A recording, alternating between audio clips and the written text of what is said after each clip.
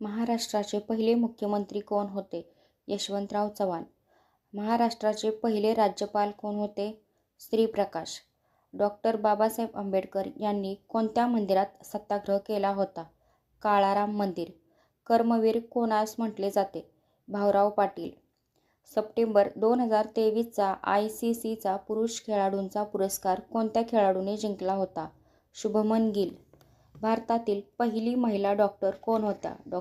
Anandibai Joshi.